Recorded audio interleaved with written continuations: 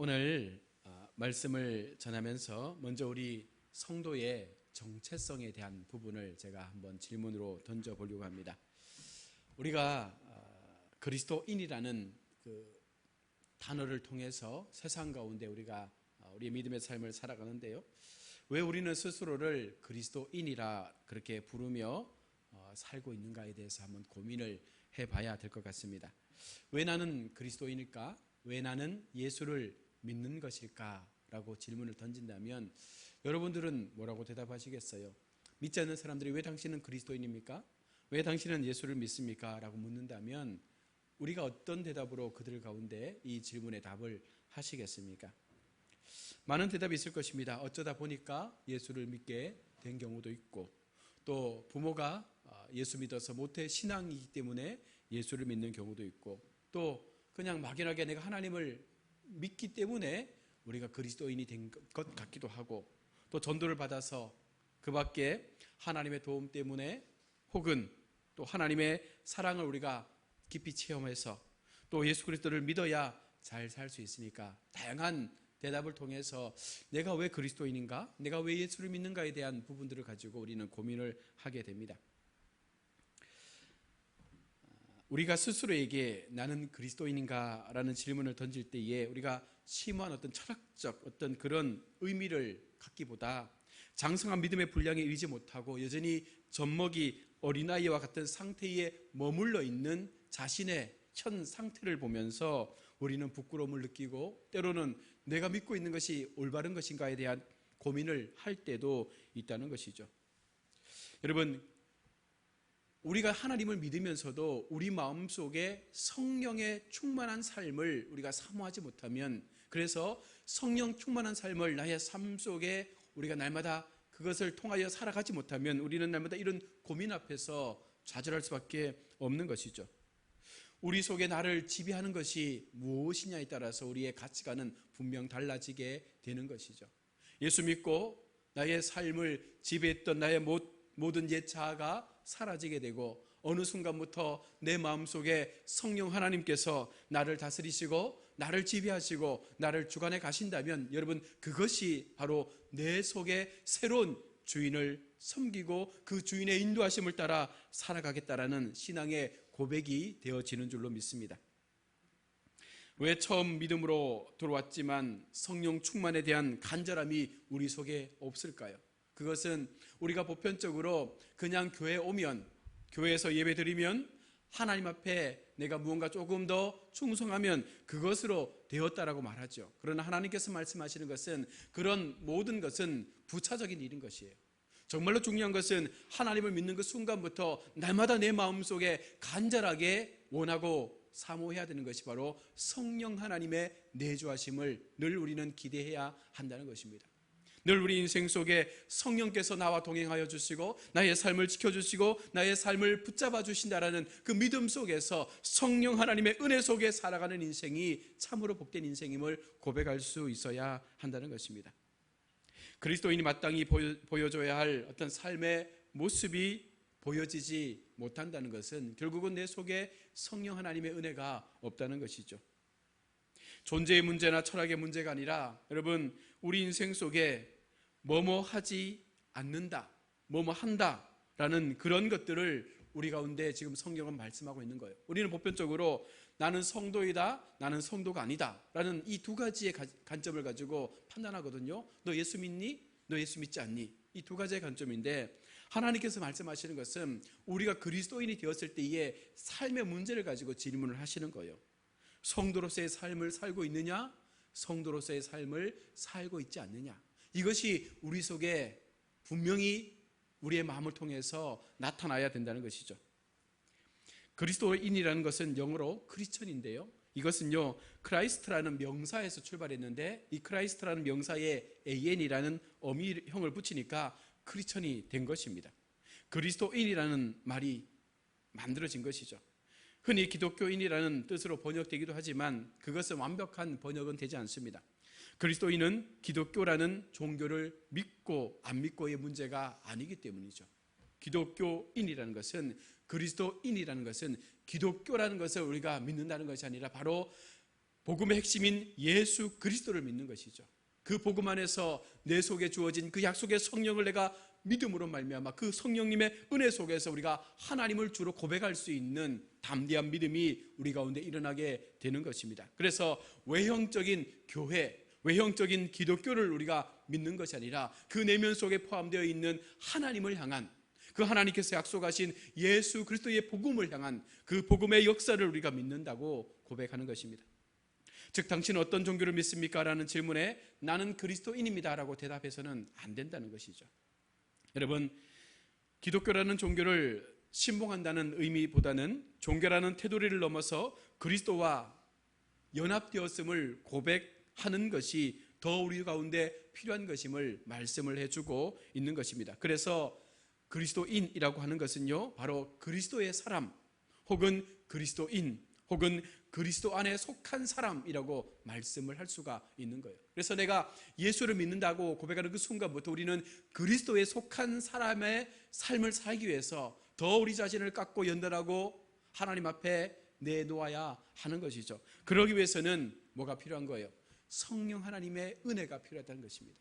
내 힘으로 나를 바꿀 수 없어요. 나의 삶으로 나를 바꿀 수가 없습니다. 우리 모두는 의롭지 못하기 때문에 의로우신 성령께서 우리 가운데 임하셔야지만 우리가 그 주님을 통하여, 그 성령님을 통하여 우리의 삶 속에 전인격의 변화가 일어날 수가 있는 것이죠. 실례로 믿지 않는 남편, 열심히 전도했는데 안 되잖아요. 또 전도해서 교회 나오지만 담배 끊는 것이 어려운, 또 술을 끊는 것이 어려운 남편들이 혹은 있습니다. 그럴 때에 우리가 기도하며 성령의 강권적인 역사를 구할 때에 성령 하나님께서 그 마음을 만져주시면 어느 순간 그것을 끊게 되는 은혜를 경험하지 않습니까? 제 주변에도 그런 분들이 많더라고요.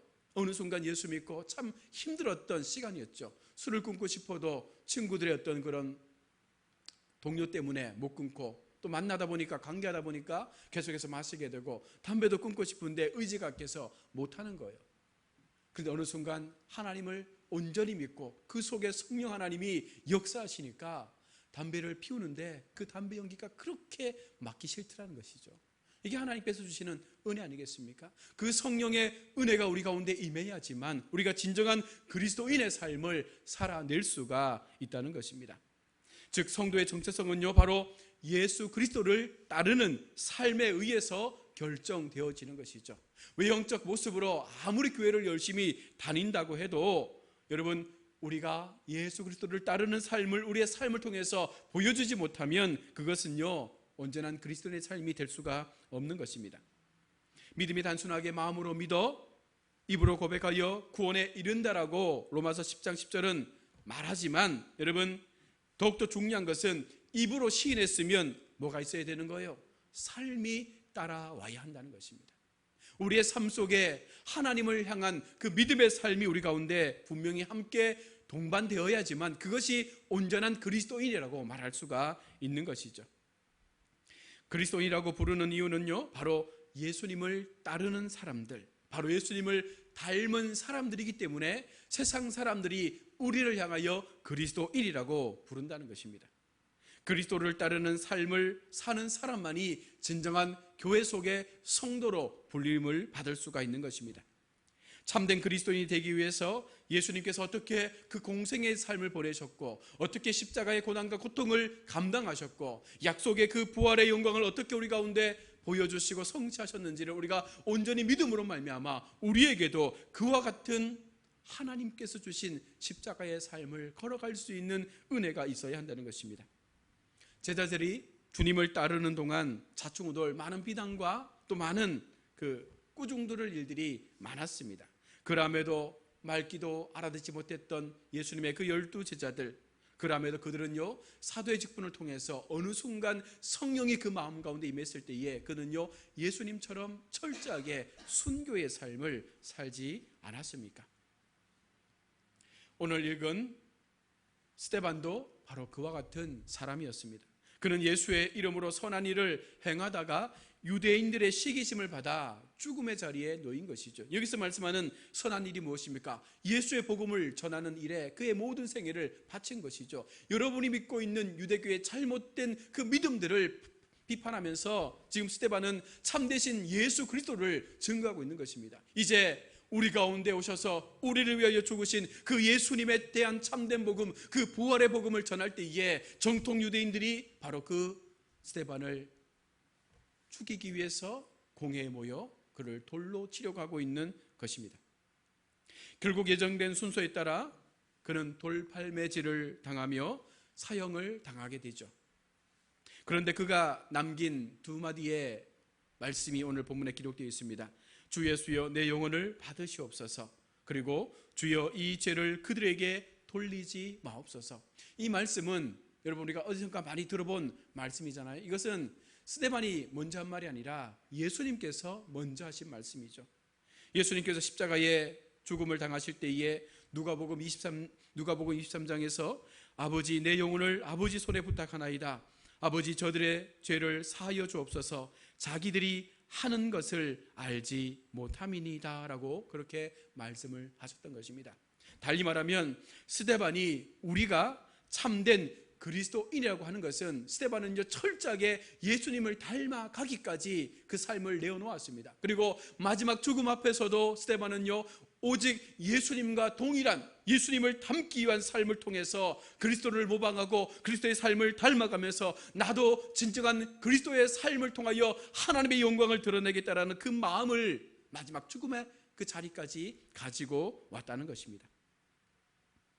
여러분 우리 속에도 이와 같은 그리스도를 향한 온전한 믿음의 삶이 우리 가운데 있어지기를 축원합니다. 기독교 역사에 의하면 베드로도 사도 바울도 예수님께서 가신 그 길을 따라가며 예수님과 똑같이 십자가에 달려서 그 최후를 맞이했거든요.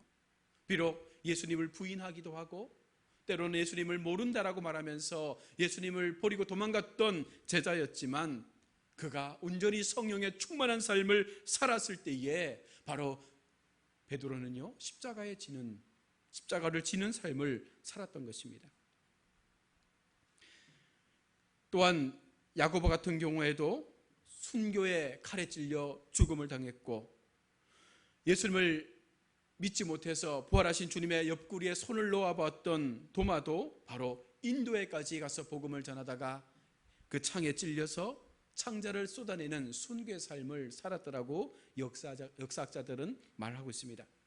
그들 모두는 작은 예수 그리스도로 예수님처럼 예수님을 닮는 삶을 살다가 죽어간 사람들입니다. 아무도 이들의 그리스도인됨을 부인하지 않습니다. 바로 그들의 삶이 예수 그리스도와 너무나 닮았기 때문에 그렇다는 것이죠. 그렇다면 그런 힘이 어디에서부터 시작되어지는가? 바로 그것이 성령의 충만한 은혜 속에서부터 시작되어진다는 것이죠. 예수 그리스도의 삶을 따른다는 것은요 분명히 우리 속에는요 축제요 기쁨이요 또 즐거움과 환희의 모습일 것입니다. 그러나 그 반면에는요 고난과 고통과 죽음의 순간도 항상 우리의 복음의 여정에는 포함되어 있다는 거예요. 그러나 많은 사람들이 추구하는 그리스도를 닮는 삶의 요소가 어디에 있습니까? 기쁨과 즐거움, 교제와 나눔, 환희 이런 쪽에만 집중되어 있는 것이죠. 그러다 보니까 반쪽짜리 예수만 믿게 되고 어느 순간 환난이 당하면 예수님을 떠나버리는 안타까운 모습들을 보여주게 되는 것입니다. 여러분 우리는 결코 반쪽짜리 신앙으로 남아서는 안 됩니다. 예수님께서 말씀하셨던 그 고난과 죽음을 향한 그 믿음의 여정도 우리는 함께 감당하며 걸어갈 수 있는 삶을 살아야 되는 것이죠. 그 삶을 걸어갈 수 있을 때에 그와 같은 삶을 선택할 수 있을 때에 우리 속에 얻어지는 게 뭐예요? 부활이라는 영광이 우리 가운데 나타나게 된다는 것입니다. 하나님에 대한 전적 순종을 통해서 고난까지도 무릅쓰고 하나님께서 내게 말씀하신 그 길을 걸어갈 때에 우리 속에 그리스도인이라는 진정한 이름이 불려지게 되고 그것을 통하여 우리는 부활의 영광의 자리에 세워지는 복을 얻게 되는 줄로 믿습니다. 여러분 신학에도 크게 두 가지의 큰 맥락이 있습니다. 하나가 영광의 신학이고요. 또 하나가 십자가의 신학이에요. 영광의 신학이 무엇입니까? 내가 주님의 오른편에 앉아서 주님과 함께 그 영광을 차지하겠다라는 말씀이죠. 우리 성경에도 제자들이 나오잖아요. 내가 주님의 우편과 좌편에 앉겠다라는 그런 제자들의 모습처럼 영광의 신학이 있다는 것이죠.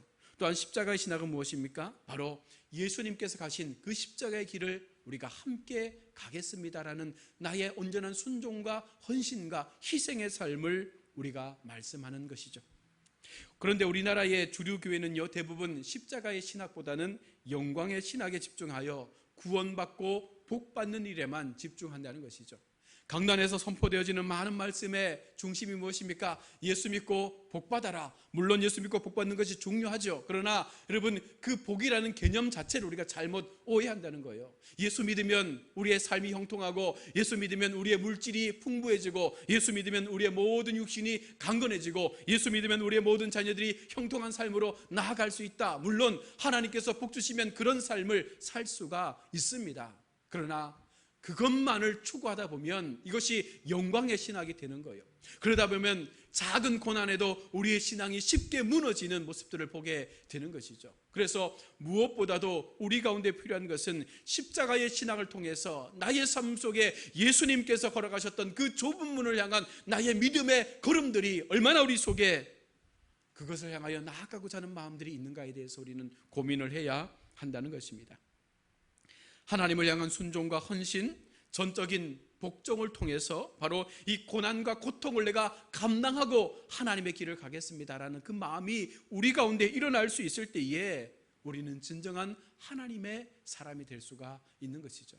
그래서 사도 바울은 고린도전서 15장에서 나는 날마다 죽노라 라고 고백하지 않습니까? 내가 죽어야 하나님의 영광이 드러나는 거예요.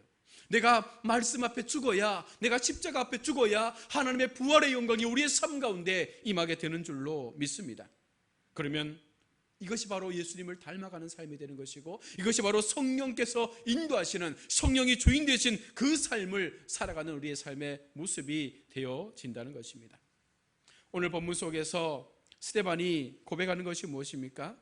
스데반이 돌에 맞아 죽을 그 지경에 놓였을 때에 55절에 스데반이 성령이 충만하여 하늘을 우러러 주목하여 하나님의 영광과 예수께서 하나님 우편에 서신 것을 보고, 여러분, 하나님을 볼 수 있는 방법, 그 하나님의 영광이 우리 가운데 임할 수 있는 방법은 우리 가운데 성령의 충만함이 임할 때에 가능한 거예요. 기도하는 것도, 말씀을 듣는 것도, 우리가 봉사하고 선교하고 전도하는 것도 우리 속에 성령의 충만함 없이 이것은 이루어질 수가 없다는 것입니다. 그러면 우리의 의가 드러나게 되고 우리의 욕심으로 채워지는 사역이 될 수밖에 없는 것이죠. 그래서 목사도 성령 충만하지 않고 설교하면 교인을 죽이는 것입니다. 성도들이 성령 충만하지 않고 신앙생활을 하다 보면 가족을 죽이고 주변의 많은 사람들에게 상처를 주게 되는 것이죠. 그래서 우리는 날마다 하나님 앞에 성령 충만을 주옵소서, 내 속에 주의 성령으로 나의 모든 옛 자아를 태워주시고 오직 성령이 주인 되셔서 우리의 삶을 이끌어주시고 우리의 삶을 인도하여 주옵소서, 이 마음을 가지고 우리가 하나님 앞에 나아가야 하는 것입니다. 미국을 움직이는 한 교회가 있습니다. 그 교회는요, 처치 오브 세이비어라는 교회인데요, 1947년에 설립된 교회입니다. 성도가요 150명 정도밖에 되지 않아요. 그런데 이 교회는요 분명한 철학을 가지고 교회를 운영하는데 거대한 미국을 움직일 수 있는 영향력 있는 교회의 이름을 올리고 있습니다.